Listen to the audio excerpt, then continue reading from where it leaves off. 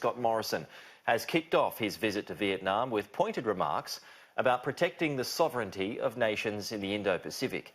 As political reporter Annalise Nielsen explains, he joined Australian business leaders at a dinner to begin his bilateral visit to Vietnam.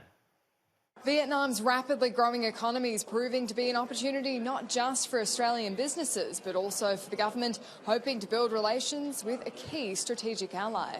Starting his visit to Vietnam with a business dinner, trade was top of the agenda for Prime Minister Scott Morrison, but the growing dominance of China was front of mind. Scott Morrison's the first Australian Prime Minister to make a bilateral visit to Vietnam, showing just how important they're becoming as an ally. A relationship that speaks strongly to the future of our Indo-Pacific region.